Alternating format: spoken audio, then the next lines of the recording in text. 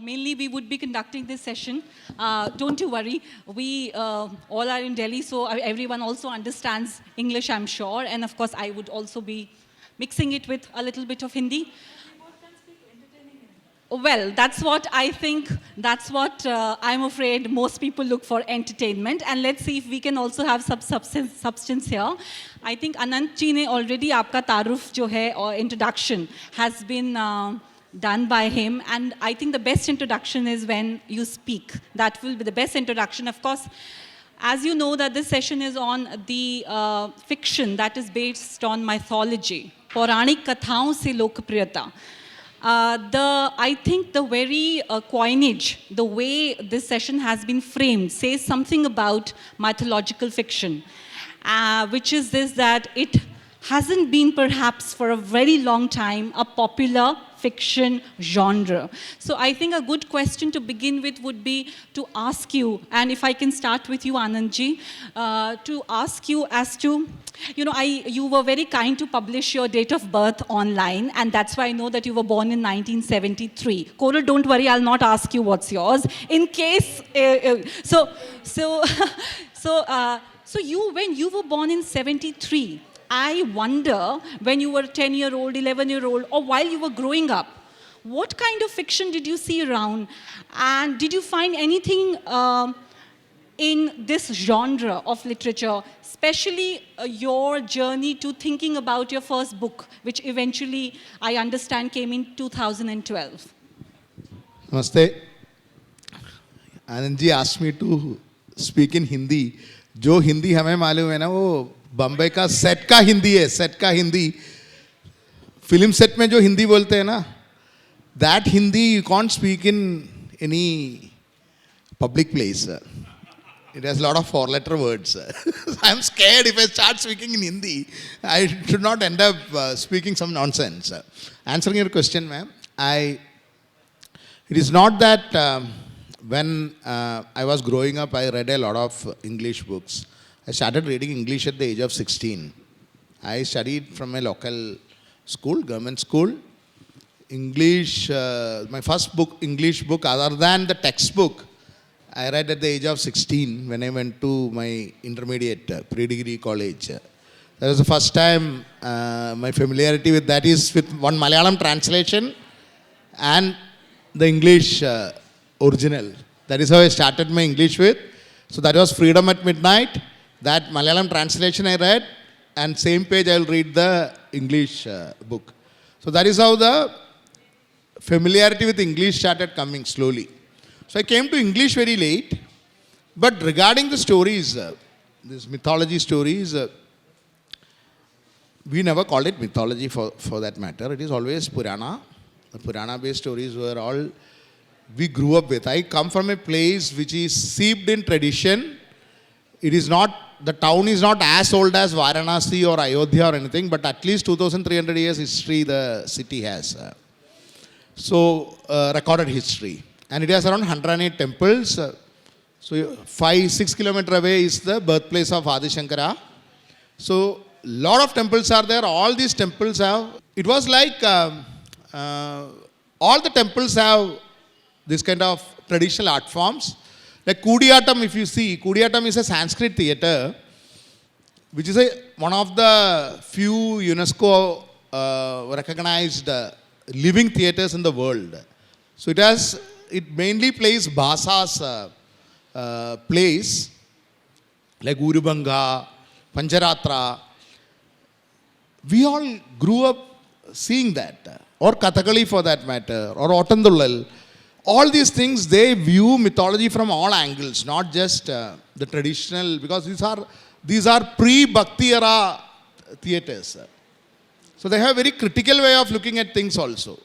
What happened, many of us now are familiar, including the television Ramayanas, a few of which I also wrote, like Srimad Ramayana in Sony TV, then Siya Ke Ram, Sankat Mohan Mahabali Hanuman. These stories which I had written, they are based on traditional Bhakti era, devotional era Ramayana. Whereas these things which go back, the tradition goes back to 2000 years, 1800 years, 700 years. These kind of things before Bhakti, they have a very critical and rational way of looking at things. For example, Bhasa's Urivanga, it sees from the viewpoint of Duryodhana. It's very sympathetic to Duryodhana. Same with Karnabara. In Pradima Nadaga, Bhasa sees it through not the entire Ramayana, but certain parts from Bharata's eyes, Bharat's eyes. So when this happens, you are growing up with something which is totally different. Suddenly the television Ramayana comes. Ramayana Saga's Ramayana comes. And you find that you are seeing a totally different version of what you are used to. Because Ramayana Saga Ramayana is based on the Tulsidas Ji's Ramayana. But in the south, we are not familiar with Tulsidas Ji's Ramayana. There are so many Ramayanas. There are around 30 Ramayanas in which Sita is the daughter of Ravan, including the Jain Ramayans. So we are all familiar with this kind of versions, and another version is coming. So this provoked my interest, and later, but actually what happens in any middle class family, they force you to either become a doctor or an engineer, whether you like it or not. So I can't count beyond 10, but they forced me to become an engineer. So after engineering, I did everything what the family wanted. After engineering, I got a job in a PSU, got married, had kids, had my house, my cars, and I was utterly bored to death with the job and the life which I was leading. Then I thought I should start writing. Started writing, and at that time also I didn't know, I had no clue that anybody will publish or this will mythology based genre will become a big hit and there will be so many takers for it. I just wrote what I wanted. My only reaction was, if Ramayana Saga's Ramayana is this thing, I just want to say that there are other versions of Ramayana too, and that's how the Asura came, the first book. It took 10 years to publish. So Asura is Ravan's perspective of Ramayana. Now the book is around in 24 languages, including Japanese, Indonesian, and Burmese and all. Then I did the same with Ajaya, Duryodhana's Mahabharata, then Bali's Ramayana in Vanara, and Yeah, so I on. wanted to ask you that. So perhaps we'll later talk more specifically on why did you choose these characters, going more in depth into that. But quickly, before I move on to Koral, can I quickly ask you, based on what you just said, you talked about these traditions that, or these cultural ethos that you were observing around you, you were growing up with. Do they still exist, I wonder? Are they still there? They still are there. They are very much there. That nothing, not internet, nothing has changed. The tradition still continues. The tradition still continues. Still continues, not just in towns like this is the place called Tripunithura that is near Cochin. Now it's the part of Cochin city itself. There was a kingdom of the Cochin royal family that was the capital city. So Cochin royal family is the ancient Cheras. So it continued that. But other than that, in Trivandrum, in Thrissur, in Guruvayur, other towns also have this kind of tradition. So this, some of the temples like Guruvayur, the offering itself is a Sanskrit play called Krishnatam, where you had to give Bhagavan ko kuch chadna hai na, you'll have to pay the money in the counter and the artists are called and they play the entire thing. So that is how these people live also, and that is how these traditions continue also. And the festivals like Thrissur Puram, it's a huge ensemble of artists, 110 drummers. It's a classical drumming, not the folk drumming. It's a classical drumming going for 8 hours, 10 hours, and there are 10 to 15 lakh people standing and watching. So this is a living tradition. How heartening to know that. And these groups are able to sustain themselves. They are thriving, not just Thriving, sustaining. okay. Because one thing is, it's NRI money is flowing back. So a lot of revival in these traditions are there. So especially this is the time, Onam time and all the boat races and all the tradition still flourishes and continues a lot. So it's seeped in the temple culture, unlike whatever the WhatsApp propagandas may say. The state is seeped in the temple culture and so many things, and it cuts across religions and caste. All these festivals. How heartening to know that, really. And I think that's the difference when we have authors, when we have people who worked on these for example, the subjects that you've worked on, hearing from you, talking about this tradition, that it is not necessarily, for example, when you said 2012, of course, it was your life's journey and it was a certain point in time in your life that, you thought, okay, now it's the time to start. But how, while growing up, you were actually absorbing all these ethos. And, that's what led you to finally express. And then, of course, we'll talk more about it. But Koral, the same question to you as well. What were you thinking? And when I was looking for you, like searching for you online, I saw that your repertoire is wide. This is not the only genre that you deal in. What were you thinking when did you begin thinking about this, working on this genre? Multi-genre, I think, it is not one story that creates your life. So there are many such moments that make into stories. And belonging to one small portion has never been my key strength. I am very restless and I keep trying to explore whatever is wherever. But I think when I was growing up, I have read the versions of, we had the translations of the Ramayana and Mahabharata at home, Bengali translations. And I used to read them again and again and again because I was very fascinated with the ideas of the simple symbolisms. I was never a very religious person. He is way more religious than I am probably in terms of, exploring those connections. He has visited more temples. But visiting temple does not necessarily mean that you're religious. I don't know about him at all. An interest but there. anyway, I am the least religious person, but I am a big temple hopper. I like to explore. Lot of stories are written on stone. Absolutely. I see. So I haven't done that at all. But I would read them to understand the symbolism. Shiva, Kali, Durga, Krishna. I loved those symbolisms. So I used to read them again and again and again and have ideas of my own. I had a very nuclear family, both parents working, so I had a lot of hours when I would have to spend alone. So I used to cook Where in were my you head. growing up, Kolkata? Kolkata, yeah. So I used to cook a lot inside my brain. And then I was actually growing up in a time when these stories were spoken to us, usually by grandparents and sometimes parents as well, in terms of religious narratives. Like, what happens in God's world, what is the right thing in terms of men, what is the right things in terms of women. And so, see how Sita conducted, so you should do this. See what happened to Ahalya, so you should be careful. See what happened to Draupadi, so this is how your course should be. So all those things used to happen. Aur uspe, matlab, these are, if they are presented to you as narratives coming directly from God, तो उस पे कोई सवाल पूछा तो एक थप्पड़. It comes Really? naturally. Yeah. Okay. Yeah, बहुत खाए हैं. So, questions, what I'm trying to say is that on these narratives, questions were not encouraged. For me, it is a little surprising. Yeah, it because, it depends. For example, the tradition, the family or the tradition that I have seen is where you are never really chided for or really called out for asking questions. And but anyway, of course, it depends on so many things. Yes. Yeah. God's stories are supposed to be the absolute stories and they are supposed to be consumed. And most of the times people get angry when you ask questions is when they don't have the answer. So those got retained probably, and as I grew up, kept on thinking about those.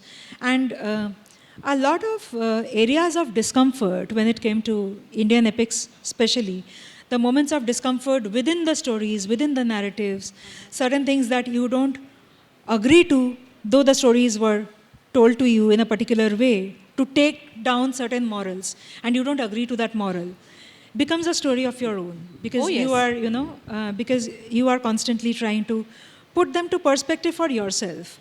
Because it is my culture. And is my culture telling me to be afraid? Is my culture telling me that गलती चाहे किसी का भी हो, भुगतना औरत को ही पड़ेगा? Is that my past?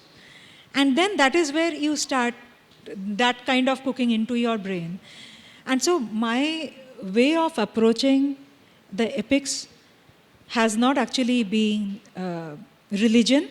It has been more of philosophy. I have tried to understand the philosophy behind each and every story.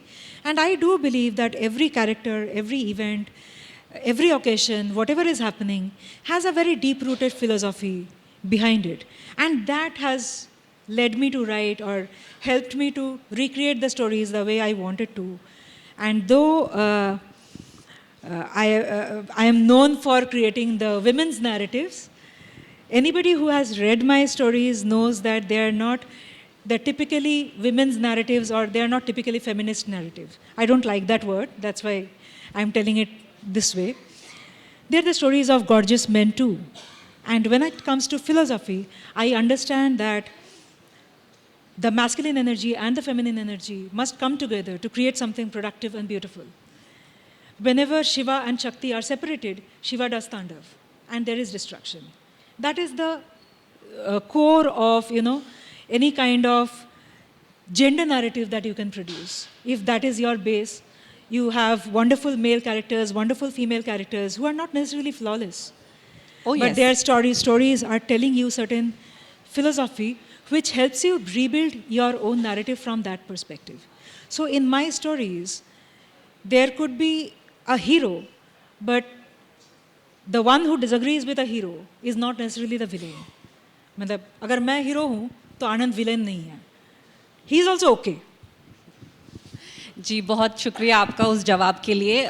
काफ़ी आपने तवील लंबा जो है अच्छा जवाब दिया, और आप दोनों के ही जवाबों से जो है मेरे दिमाग में बहुत सारे सवाल हैं और मैं सोच रही हूँ कि कहीं क्या याद रहेगा क्या नहीं याद रहेगा. लेकिन कोरल, what you just said, and I want to first go to Anand and then I would come to you, that about the stories you said, if I am right, that and then we write the stories that then we create the stories we want. The fact that you work on mythology and you of course rightly question the very term mythology, what we consider mythology, what we consider history, where is that delineation between the two. And it's of course because it's faith based as well, as Coral pointed out that she was for example, it wasn't invited or welcome to question. So this is not an easy area to work on, especially when it is linked with faith, especially when it's linked with emotions and people react, very, very sometimes not as one would, not in a very civil fashion also. So what I mean, and because of our oral tradition, Anandji also pointed out about the diversity of narratives. So how do you, first I'd want to go to you, how do you deal with this, that how my story, especially the kind of characters you pick, and we'll come to that later, why those characters, but the sensitivity of this area. Were you so conscious of that sensitivity when you first began?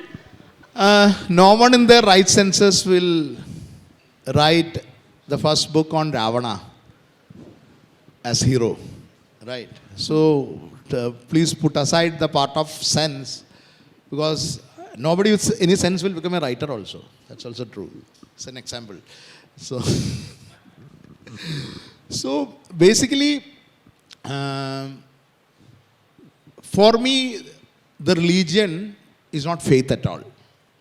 And as I said, there is a lot of difference between what religion is becoming now, at least what we now call as Hinduism is becoming now, and what actually it was, or how it evolved. There is a lot of difference. Hinduism always grew, or Sanatan, whichever name you call it, 100 names you can call, name doesn't matter. The Indian thought process always grew through questioning. Everything is a debate, everything is a question. Who says you cannot question? You are supposed to question each and everyone. When Krishna comes and gives Gita, he is questioned 100 times by Arjun. And finally, after the war, after everything is over, Arjun is saying, I have forgotten everything. Can you say it once again? It's a good student, a typical student. So, everything, the entire Upanishads, it's a series of questioning. All the kings had this kind of samvad, the debate. This was a part of tradition. So how I grew up, where I grew up, there was a tradition of scholars or storytellers sitting on either side. This was a form of entertainment.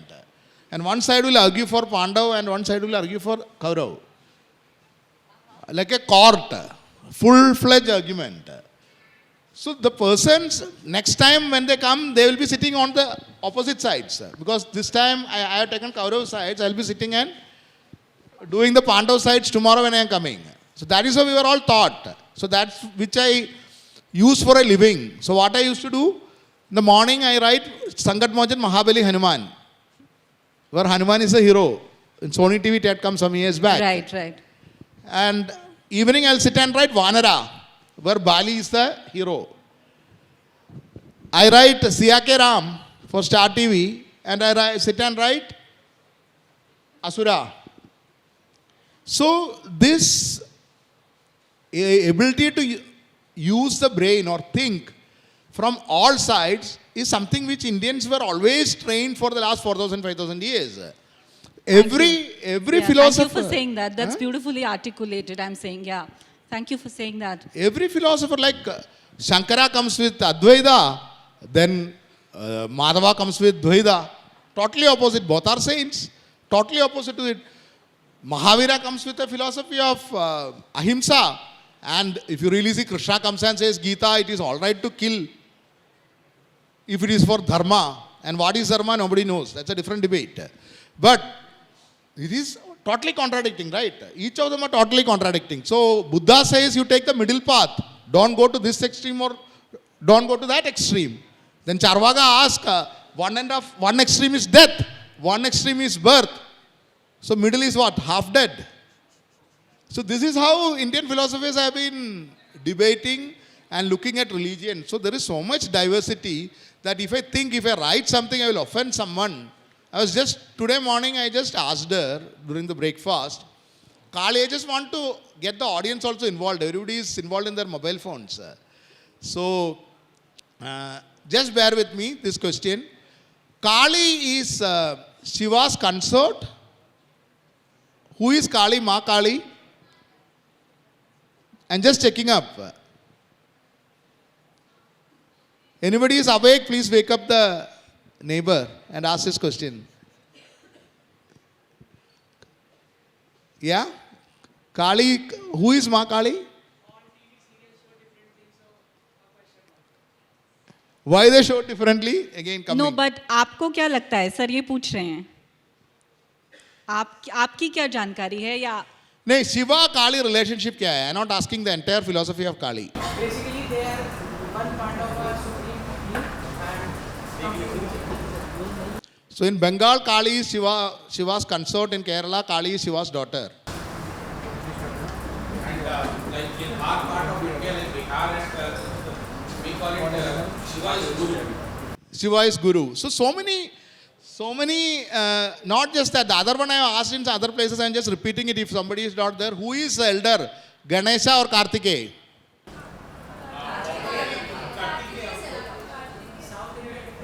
South India, Ganesh is elder, Kartikeya is Kumaran, younger. And who is married, Ganesh or Kartikeya? Ganesh is married. Both of them will be, you should be from Mumbai or somewhere. If you are from the north, Kartikeya is bachelor and Ganesh has 2 wives. In south, I never knew until I came to Mumbai that this person is married and he has 2 wives. Ganesh is a bachelor and Kartikeya has 2 wives. Okay, and another in the Rajasthan part of the, like I have 2 friends in Marwari family. Their women, they don't pray Ganesha directly because he's a bachelor. वो inclined होने करते हैं. वो सामने नहीं आती है गणेश को पूजा करने because he's a bachelor. वो पीछे खड़े होकर पूजा करते. ये कहाँ? अच्छा Marwari families. So every day I'm learning a new thing like this, new things. So if you think if I write something I'll offend someone, no, you are definitely going to offend somebody. Whatever you write, you are going to offend somebody in India because so many beliefs are there. So, yeah, please. So basically the thing is that everything is a play only. Nothing happened, nothing will be happening. Okay. That is one way of looking at it. Yeah, everything is a play. It could be possible that there would be no Kali, no Shiva, no Ganesha, nothing like that. Okay, everything is a play, everything is a learning. And you are a zero and you are a father of zero also. I'll tell my son that. Yeah.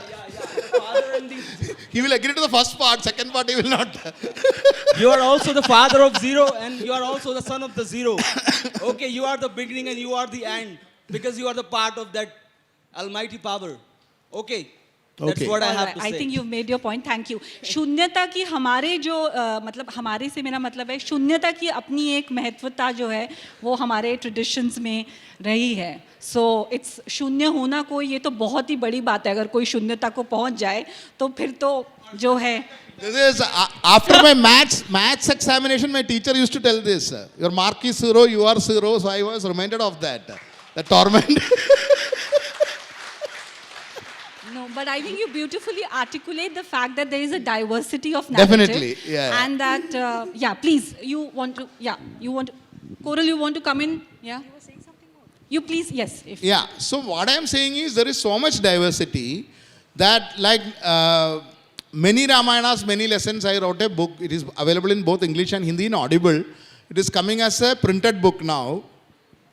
I have tried to compile the folk stories of Ramayana available in different parts of India. And the diversity, it is like a challenge. You imagine anything and that Ramayana is available. Randomly you imagine anything. how many have you collected until now? I lost count. It's like stories coming out like this. No, somebody saying this, like sir said this story, this goes into my memory. Like that I have collected these kind of things and I compiled it into a book. So this is based on Ramayana. Now Mahabharata also, on Krishna also I am doing the same thing. So many variations are there in which, as I said, at least 32 Ramayans I came across where Sita is the daughter of Ravan. So the entire Ramayana thing, so that's what I used in my Asura. So why Ravan kidnapped Sita is because he is trying to protect his daughter. So this is how that Ramayana goes. Nothing to get offended or anything. This is the kind of, in Jain Ramayana it is like that. And not just Jain Ramayana, so many others are there. There are Ramayans where no offense and nobody should, which way to run, I don't know. Any Hanuman Bhakti here? You are safe absolutely in Delhi University. Okay. This is nothing to be offended or anything. This is, I'm just telling this version is available where Hanumanji, who is a bachelor here, who is a bachelor god. Here we have a dispute on Kartikeya is bachelor or Ganesh is bachelor, depending on the geography, they have kept their spouses. But Hanuman is a bachelor all over India. But in Thailand, Hanuman has multiple wives. I don't know what is wrong with Thailand. So you think it's Thailand's problem somewhere? All right. So in Thai Ramayana, versions of Thai Ramayana, you can find that. So, We can see that many more books are coming from him in the near future, given all the stories that he's collecting. But Coral, now, would you want to add something to what Anandji just said? See, my only connection with mythology till now has been writing about Panchkanya. Panchakanya, right? Yeah. Yes. So Panchkanya is Ahalya, Kunti, Draupadi, Mandodari, Tara, these 5. And you were talking about the receptivity and how sensitive people get when it comes to creating these narratives. And Yeah, actually, I was more interested, not so much interested in people, how they react. They react how they want to. I was more interested in your thought as when you're writing that. What goes into your mind as a writer? That's what I was more keen to. yeah, you know, whatever we might think as a writer will be somewhat related to the, because no story is complete only with the writer writing. Sure, It yes. gets completed with the audience also reading. Oh, yes. So when I had pitched the Panchkanya series to my publisher, I had only one spark in my brain that these are called the Panchkanya. Kanya is translated as virgin. And so they are trying to say that these are Mahasatis, the most purest. And for a very long time, across centuries, we have believed that purity connects with women's body. How pure they have kept, how untouched they are. That is what we are trying to say. And then we have this Panchkanya, and there's a sloka in the Purana which says that if you take the name of Panchkanya and if you recite it repeatedly, regularly, you get spiritually empowered. Now, Panchkanya, again I'll repeat that it gets translated as 5 virgins. None of them had one partner. None of them were? None of them had one partner. I see. Okay. Okay? So that was the spark that played inside my mind, that then our culture is not talking about the purity of body. It is probably talking about something else, the purity of character. If I have to root this to present day conditions, probably there's a lot of noise on social media and otherwise outside all around us. There could be noises which say that, what I often hear is there's no space for kindness. You have to be shrewd, you have to be selfish, you have to be this. Do you get touched by it? That defines your purity. It is not about the body. And then I come from a land, Bengal, जहाँ पे औरतों को they have been burnt alive in their husband's pyre to restore their purity. By throwing them into the fire, people around were rejoicing that Devi ban gayi hai. Right? I come from there, and now I get to realize that ये कभी body के बारे में था ही नहीं. Now, when I am writing Panchkanya, when I am writing Ahalya, Kunti, Draupadi, Mandodari, Tara, body plays a large part, and desire, women's desire, plays a very important role. I cannot write Ahalya without desire, right? Sure. So when I am creating these stories, they are definitely not the kind of narratives that we have been told in our childhood. We have definitely not seen our Devis as those who have desire and they go to fulfill that desire. We have definitely witnessed the kind of stories where it shows that if you have desire, you will be punished. Now, if I am telling the story and flipping it from another direction and saying that desire was never wrong, desire is a part of our culture, and it is a collective truth. If I don't have desire, the person I am with, the man I am with, will find me very boring. Come on, that is truth. I think Kamna in our culture has been thoroughly, it has been celebrated. Yeah. So I have, in my stories, there's desire, there's a lot of women coming out and voicing themselves out without fear, without shame. And when you read them through, you feel that that is so practical, isn't it? It is so absurd that someone will be very different. See. Yes, I see where you're coming from. Now, because this session is on the popularity, लोकप्रियता पे है, तो इसका मतलब चाहे कुछ एक थोड़े से लोगों का कैसा भी रिएक्शन आता हो, आप लोग बहुत ज़्यादा पढ़े जा रहे हैं, ये तो बात सच है. आप जो लिख रहे हैं, जो आपके बुक्स पे फिल्में बन रही हैं, you people are popular, you are being read, seen, your screenplays are much appreciated. That means there are a whole lot of people who are appreciating what you're writing.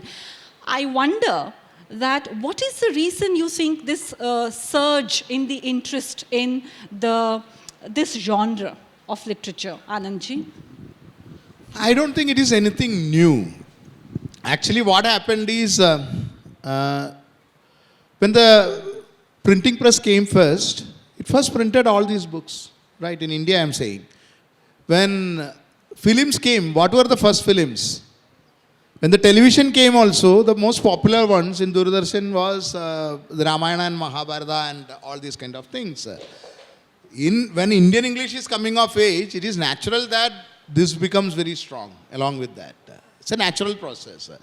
When OTTs, television comes, this historical and the mythological or the Purana-based things will come. It's very natural because these are the stories which have stood the test of time, test of invasions, test of fall of empires, rise of empires. So many things have happened. The stories have remained, they have evolved. It's not that remained same. They have evolved, told and retold 100 times. We are just repeating what many ancestors, many poets and writers for the last 3,000, 4,000 years across India have been doing. We are just repeating it because they remain so close to human heart. What is not there in Mahabharata, which is one of the most audacious and confident claim of a writer, what is not in Mahabharata, I can't find anywhere else, right? Everything is there in that regarding the human condition. So, the stories might be about gods or some hero or something, but the emotions portrayed are so human that that's why people are able to relate to it. Other trends will come and go, but this has withstood the test of time for the last so many thousand years. Basically, what I was saying is popularity is we have stayed true to not to the plot of. I have changed the plot in my books. Not in television, I am not that courageous. But in books, I have changed the plot. Plot in the sense I changed the way of looking at things.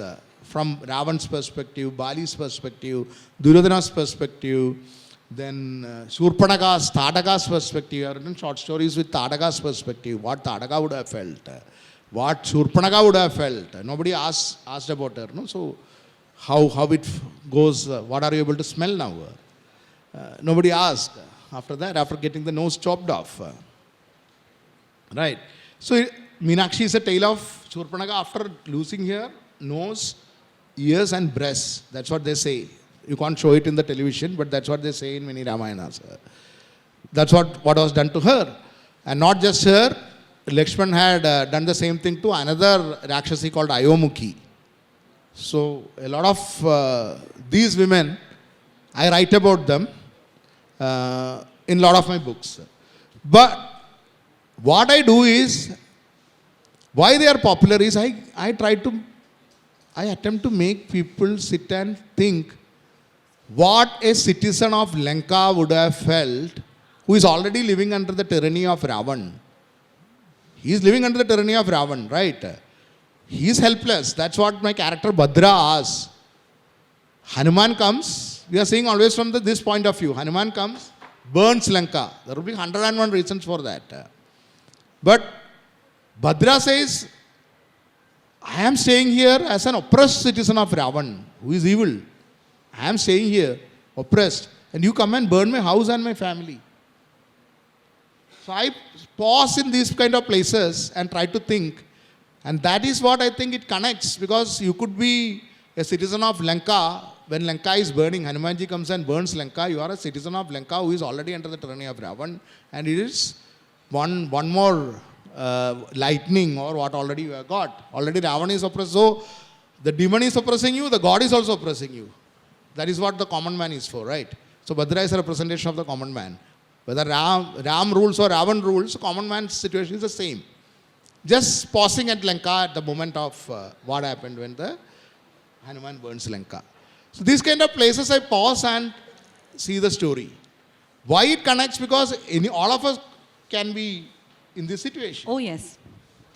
So this is what I try to do with my books. With films and other things, I try to create a visual spectacle like Bahubali or the Karna, which is coming with Rakesh and Prayash Mara, which I have. Yeah, screenplay writing is like a different It's ball a game different ball altogether. game. So perhaps we might have time for that. Yeah. But Koral, quickly, why do you think that these are popular, that you are being read? I think there are many reasons to it. One being the stories we have constantly heard and heard again, and we are aware of them. So when you recreate the story, there are many ways of looking into these stories. And they are so ancient that nobody is stopping us. We have now started, as I said right in the beginning, that there was a time when God was not to be questioned. Right now, I stand from the consciousness that in Bhagavad Gita, there was a human questioning God. So why are you stopping me? Now, when I ask this, probably a lot of people will stand back, even if they don't start slapping me, they will think, that ye kya ho gaya, kya boli? But then that gives me some kind of agency to go ahead and address lots of discomforts that we have faced across centuries. Secondly, the scope of, we have heard a popular narrative of Ramayana and Mahabharata, but the scope of looking at each and every character from a diverse perspective is many. You know, a lot of people are doing that.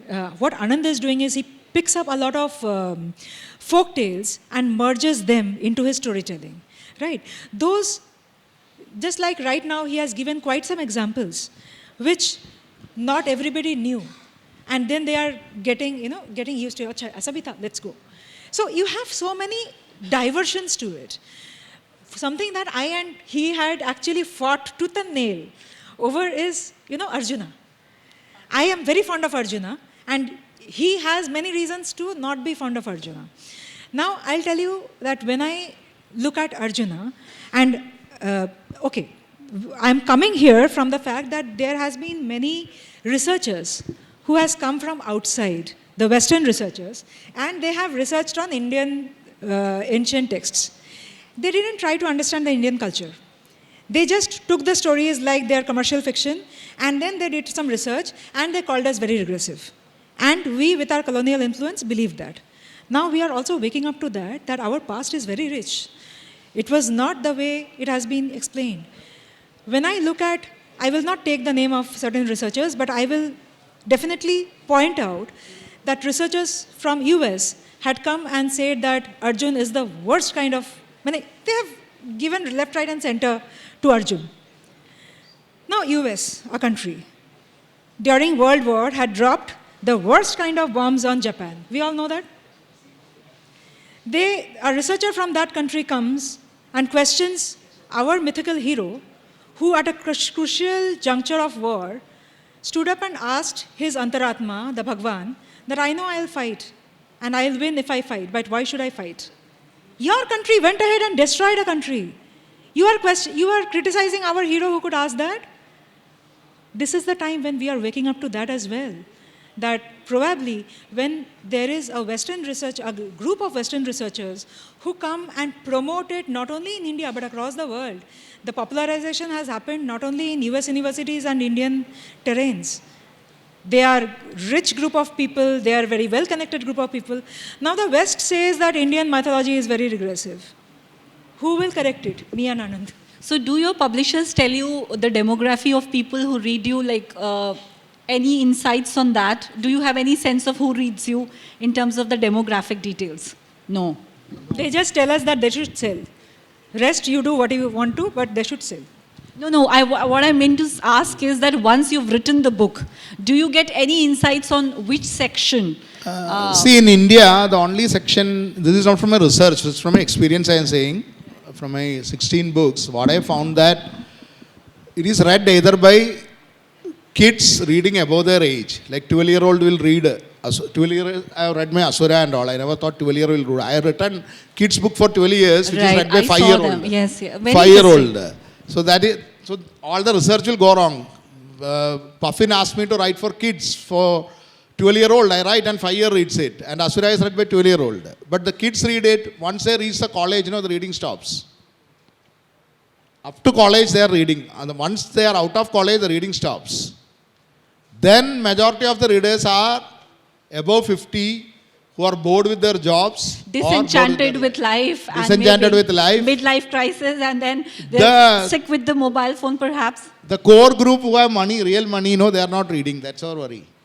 I see. So you do have some sense of who's reading. This is not from research. This is from, because the kind of mails which I get, either they are from below 20, 23, 24, or people at 50, 60, 70, 80, they are reading, but not the middle group. So I tell my publishers, please make the fonts bigger. A lot of old people are reading, but they still go with the number of pages and... Right, thank you for that. We might have time for just one more question, I believe. So, I think what I'd want to know from you would be how yourself, like as an individual, you have evolved while writing these works. Because, of course, while writing you, or before that, for many years, you research, you read these scriptures and texts. How, or for Anandji, I understand it's been since childhood that you've been, also for you since childhood you've had experiences. But writing these works, how has it evolved you as individuals? My biggest achievement was getting out of my job. Well done. So that way I'm very happy, because it's not that job was bad or anything, but it gets boring after some time. So writing is never boring. So I am earning a living out of what I love to do. So that is a great thing, which I consider as the greatest achievement. Other than that, only in books I am asked to write on mythology. In screenplay I have experimented with all. I wrote Taj for ZEE5 on Mughal Empire. I even written episodes of Adalat, law thrillers and other things which not many people know. So I experiment with a lot in other things, so not in one genre.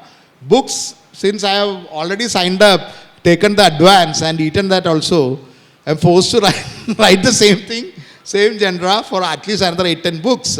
But here also I'm trying to change it through looking at through different angles. But as a person, it has made me more madder, perhaps.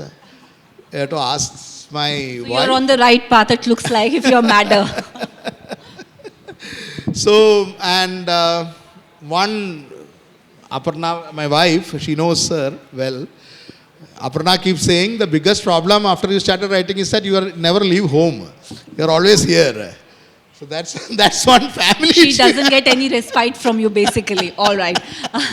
So, yes, Koral, how has it evolved you? Immensely.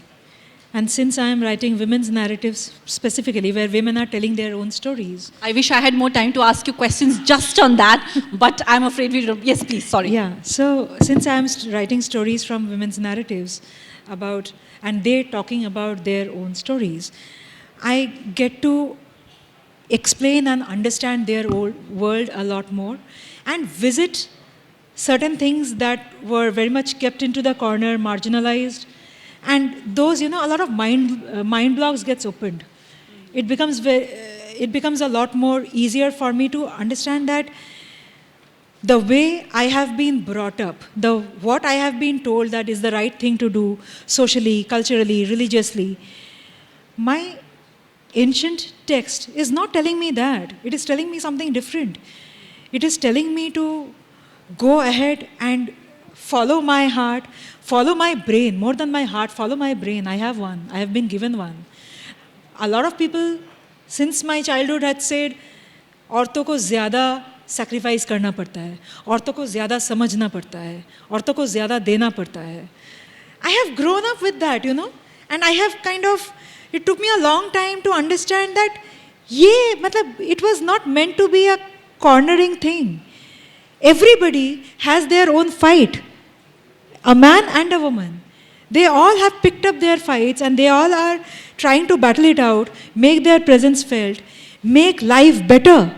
And that is the only fight. And that is what we are doing. When I recreate a story like Draupadi, right? My argument while writing Draupadi's story was, Draupadi never accepted that she was molested. And Draupadi, if you see, when I was writing, that was my discovery for myself, that Draupadi was a great homemaker. She was so successful that she made people with arms very jealous. Now today you ask any homemaker that आप करती क्या है, she will immediately go back and try to say that मैं ना पहले कुछ job करती थी, अभी बच्चे होने के बाद थोड़ा सा छोड़ दिया. Very apologetic. The greatest heroine of Mahabharata was a homemaker. And she was very good at it. People from far off places used to come to receive her hospitality. When she was molested, she never accepted that it was her molestation. She said that it was the molestation of Hastinapur court. It was the molestation of law and order. It was the molestation of leadership. You flip this, shame the ones who are causing the harm, and not get shamed yourself. That is what Draupadi is telling me. Now, if all of us try to believe this and go ahead with it, you think what will happen to the crimes against women? Do I have anything more to say, Gitanjali ji? Right, thank you for that. I believe we just have time for this. So thank you so much, both of you. So yes, so we now we should also ask our audience if they have questions. Okay, so इतना बढ़िया लगा आप लोगों को सुन के and it was like हम लोग चाह रहे थे कि ये सेशन और लंबा हो जाए and knowing that you are looking at our पौराणिक कथाएं with so many perspective like which comes from Gautam Buddha को जिस तरह से मैथिली शरण गुप्त ने देखा सखी वो मुझसे कह के जाते, या धन्यलाल की माई में जिस तरह से मैथिली शरण गुप्त जी ने लिखा है कैकेयी पे, तो उसी परंपरा पे आप लोग आगे चल रहे हैं. सो इतना अच्छा लगा सुन के. मेरा क्वेश्चन मेरे व्यक्तिगत बातों से है and also because you people deal in language. Okay, so when my daughter was born 15 years back, pandit suggested that her name should be with he, HI he. So the first name that came in my mind was Hidimba. Okay, I know people will laugh, smile around, and that is the name that came in my mind. And and I argued like जैसे उसकी mummy को मना करना था, मना की कि हिडिंबा नहीं होगा. And I argued that she is one of the Sukanya from our पौराणिक कथा है. She is considered to be, I mean like इतनी ग्रेट वुमेन थी. She had been like Bhim की मतलब पतिव्रता थी एंड ऑल दोज जो भी हमें समझाया जाता था, all those words came and I said कि वो सुकन्या थी. लेकिन ultimately I lost and her name is something else now. Okay, so anyway I want to ask you, मतलब ये आप कहना चाहते हैं कि पत्नी ही प्रिवेल करती है हर चीज में? वो बता तो रही है कि द्रौपदी से कितने लोग अभी तो कोरल बताई है कि द्रौपदी से कई सशस्त्रधारी मर्द लोग भी Disarmed डरते हो जाते थे. थे. कोई बात डरते नहीं, थे. अपोलोजेटिक मत होइए, सच्चाई है. आप क्वेश्चन ठीक है, अब तो आप माइक पे बोल दिए. तो with this neutralization of language कि नाम सू से हो, सी से हो, ड बीच में नहीं आए. I mean with this neutralization of language की स्थिति, ये हिडिंबा जैसे नाम क्या at one point of time, because if people are dealing with language also and the phonetics of language also, these will die. और ये लोग नाम नहीं रखेंगे अब कभी ऐसा. You know what I am trying to say. So अगर किसी और बच्चे का मुझे कभी ये नाम रखने का मौका मिला, what will be my argument for it? I mean, in terms of language, in terms of phonetics of language. Sir you know मुझे कई बार लोग सवाल पूछते हैं कि that is again feminist ask this question, the reason why I hate them. मुझे कई बार बोलता है कि have you seen how the asuras are depicted ugly, why should they be depicted ugly? And मेरा सवाल कई बार ये होता है कि किसने बोला अगली है? Long teeth, curly hair, black skin, big eyes, Puranas में लिखा है कि ये सब अगली का डेफिनेशन है, वो आपके दिमाग में है. Now I can only say this that मैं सारी चीज़ें बाहर रख के, and I am saying this from being a female, you know, looking at a larger perspective, मैं सारी चीज़ें बाहर रख के इंक्लूसिव होने के लिए 100% मैं अपना नाम, अपने बेटी का नाम हिडिंबा रख दूँ, मैं खुशी खुशी रख देती. मैं हर इंसान से उस बात के लिए बहस करने के लिए तैयार हूँ, लेकिन मैं नहीं जानती मेरी बेटी तैयार होगी. नाम बेटी का है, वो कल आके मुझसे सवाल पूछ सकती है कि पूरी दुनिया मेरे पे हंस रही है, तुम्हें और कोई नाम नहीं मिला. ज़िंदगी उसकी है. Well will discuss it later. बाकी बातें तो औरों के लिए सवाल होना चाहिए.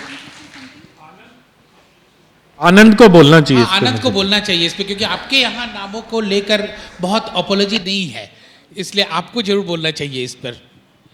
Sir, but she raised a valid point. You can't, now if you see Ravan, how many will, Ravan is one of the greatest scholars, so many achievements. If you ask me,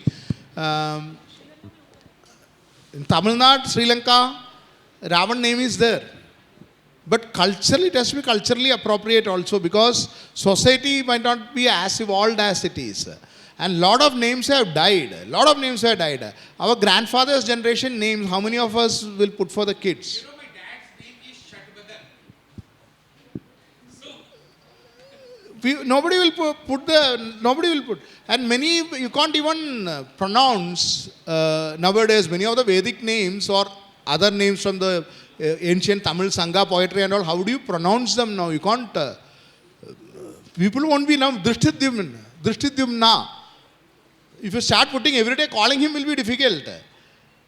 Imagine mother calling the son Drishtidyumna, Ghadotkacha, Kumbhakarna. It becomes very difficult. So language has changed, and as such, I think Hindi as such has taken out the akar, from, so Rama has become Ram. Ravana has become Ravan. It's not Ravana, it's Ravana. Sanskrit is Ravana. Rama. That Rama, Ma has gone. And even Sanskrit they write Bhagavan, but Hindi is Bhagwan. So then itself phonetically things have changed, totally changed. And a lot of other languages have influenced, and that's how languages evolved. No? So many other languages have influenced. So many names which would have been very beautiful in another era would look very awkward now. Many modern names also look awkward for me. That's separate. एक बात बताइए, आप आनंद नीलकंठन हैं या कंठन हैं? Neelakantan. It's not Neel. Neelakantan. उसका क्या मतलब होता है? नीलकंठन और कंठन में क्या फर्क है? नील आप नीला है ना, आप नील बना दिया. हिंदी में तो नील ही बोलता है. संस्कृत में नीलकंठन है. Blue throat. शिवा. लेकिन क्या हो रहा है, सभी जगह मुझे नीलकांतन लिखता है. जब भी मैं when I come to northern, Neelakantan माने विष्णु हो गया. Guys, applause for his Hindi. Vishnu, Shiva से विष्णु बना दिया मुझे. है कि क्या ऐसी भाषा होनी चाहिए, क्या ऐसी भाषा होनी चाहिए जो आप तो जो है वो जानते हैं लेकिन दूसरा नहीं जानते और उसको मुश्किल में जो है वो डाल दें और उसके समझ में ना आए. कृपया इसका जवाब दीजिए. और धन्यवाद. नीलकंठन से जो शिव की जो है, तो नीलकंठ जो है वो मोर को भी बोलते हैं, पीकॉक को भी बोलते हैं, लेकिन मेनली शिव के लिए जो है वो फेमस है. तो I congratulate your parents have actually kept your name Neelkantan. I will definitely pronounce Sir, it better. actually it is Neelakantan is my father's name. I have to congratulate my grandfather actually. My name is Anand. So the distortion is of in your father's name. No, that time all name here. My grandfather is Loganathan. My father is Neelakantan. और कोई सवाल है? इनको mic दिया जाए. My name is Aryan Jain, and by profession I am a junior data scientist at RBI. Very good. And I have a question from Jain Ramayan for Anand sir. That in Jain Ramayan, Kumbhakarna and Meghnad becomes a monk, and they are worshipped in Meerut in Bavan Gaja. And in Jain Ramayan, Lakshmana kills Ravan. Moreover, Ravan is a Tirthankar to be in the next Yugakalpa. Yeah. So my question is, which version of Ramayana can be considered as a factual Ramayana, or is it a Ramayana which should be considered supreme? Because when we talk about Valmiki was a thief earlier. He was a dacoit or something, and then it was converted into a Maharishi. So which scholar we should believe? According to हाँ, समझ गए. प्रश्न आपका आ गया जी. आनंद यो. There is nothing called authentic Ramayana which True. is applicable to everyone. So in Valmiki Ramayana itself, there are references of other Ramayans before. Like Shiva had told the first Ramayana. Kagbusandi, there is a character called Kagabusandi, whichever way you pronounce, depending on which part of the country. Kagabushandi. It's a cross age. He comes every time Ram is born. So in the first Valmiki Ramayana also he comes and says that I have seen millions of Ramayans before. And he can travel across time, travel across universes. Time travel across universes, multiverse. And in all these places Ramayana is happening, and he keeps traveling from place to place whenever Ram is born. So many Rams are being born, so many Ramayans are happening. This is what the explanation comes. Other than that, the other story also is there, where Hanuman, when Ram has to go back, Vishnu has to go back, Ram has to walk into Sarayu, the Yama, Kala, the time. He comes and says that I am not able to come because Hanumanji is standing in front. So Ram says, I will remove Hanuman from here so that you can come for me. So he puts his ring down, and there is a crack on the floor, maybe bad construction quality, I don't know. Crack on the floor, the ring goes down, and he asks Hanuman to go and get the ring. So Hanuman becomes small, goes down, and there the Mahabali is there, the Asura king. Mahabali is there, jo Vaman ne Patal Lok bheja tha na, Hanumanji is there. So Hanuman asks, I come for the ring. Mahabali says, okay, go and take whichever you want, you choose. Hanuman looks, there is a huge heap of rings. Hanuman asks, what is this? And Mahabali says, this is in every Ramayana, when the Ramayana is ending, Ram has to go back, he puts the rings like this, and then Hanuman comes here to get it. And he never takes a ring. As soon as they say this news, he rushes back. That's why so many rings are here. Why these traditions are told? These are told because to prove that there are millions of versions of anything. And everything is true only for you. You have to choose what version you want to believe. You want to believe that Jain Ramayana is true, stay true to that. You want to believe that many of the Tamil Ramayans which says that Ravan He's the father of Sita and he's a fallen hero. You can believe that.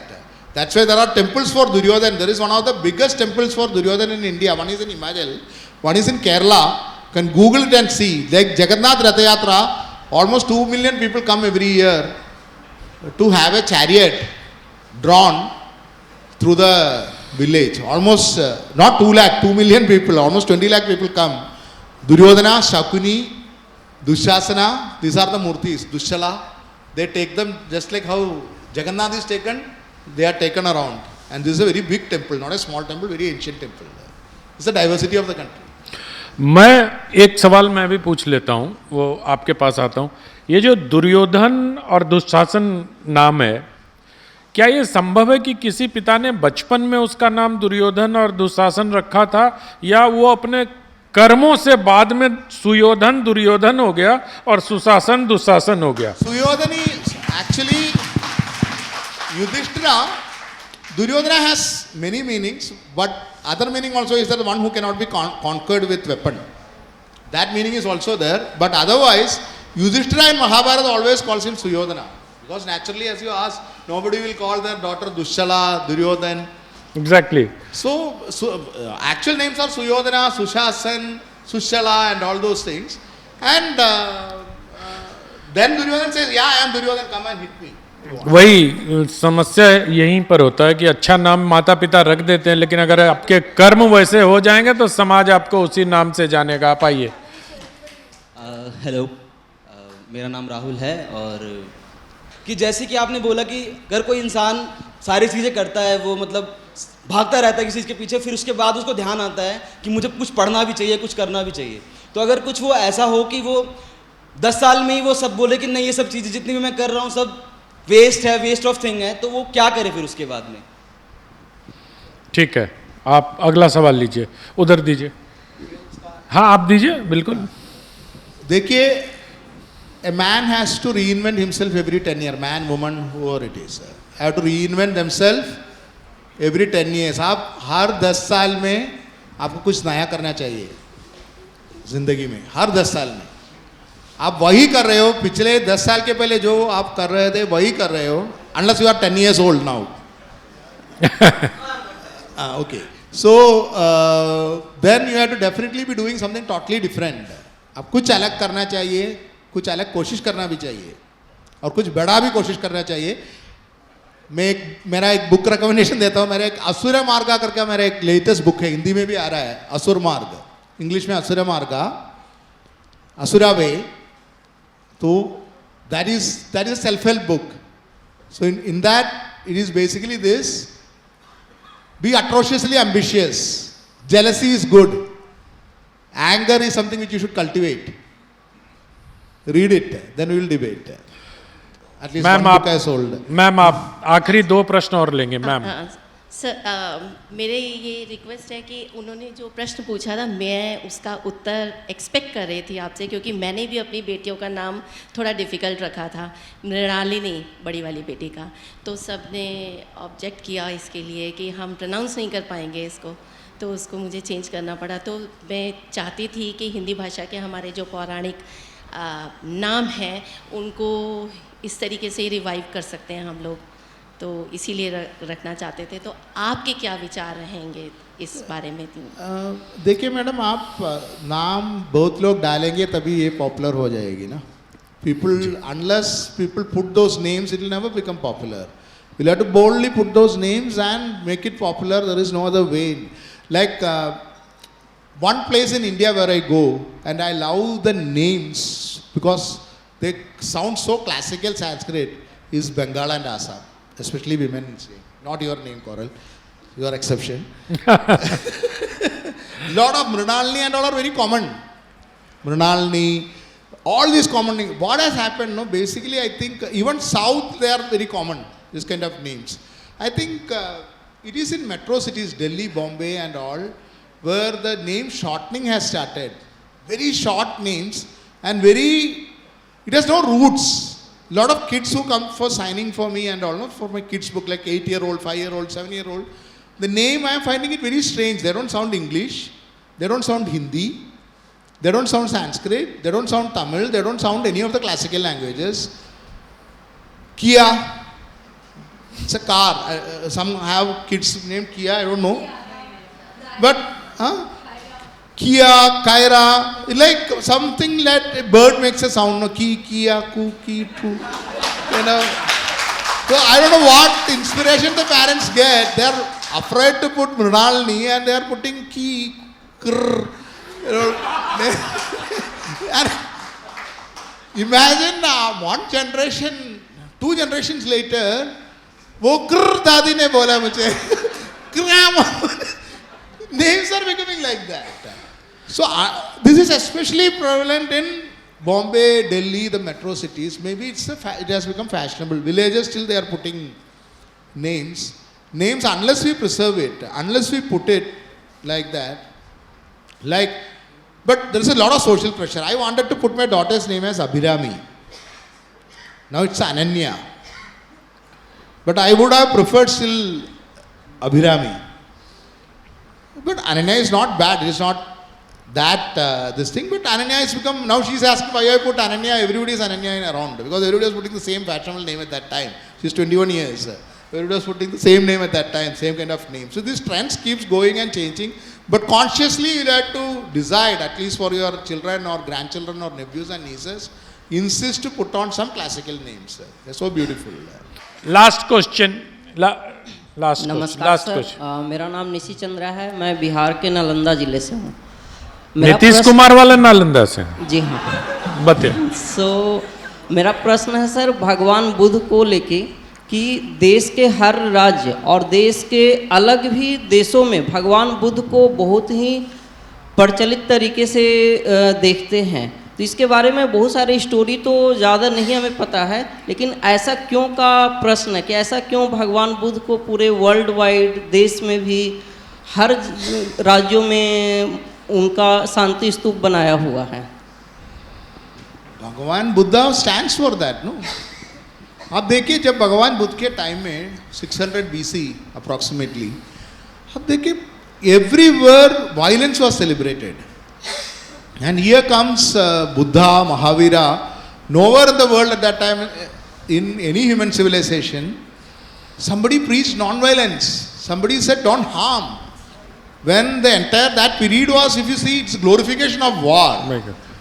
तो शांति के रूप में ही भगवान Buddha will be always associated with that. Did I understand your question right? I don't know. Am I right? Am I answering your question? That's the only way he will be associated with. And even Gandhiji's legacy has a lot to do with Bhagavan Buddha, Bhagavan Mahavira, because this is a totally unique. How many civilizations would have thought at that time that to harm even a worm is not right? And these are Gnostic religions. They don't believe in God. They believe only in karma. There is no judgmental God जो आपको स्वर्ग देगा, स्वर्ग में आपको मधु मदिराक्षी सब मिल जाएगा, इसके इसी ये मिलने के लिए आप कुछ अच्छा ही करो, ये नहीं है ये फिलॉसफी. अपना कर्म से होता है. And don't harm anyone, don't hurt anyone. I can't think of anything more elevated thought than that.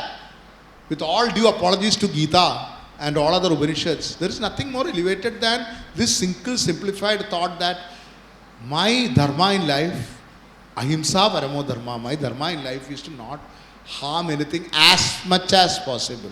So the entire Indian debate has been the range of ahimsa.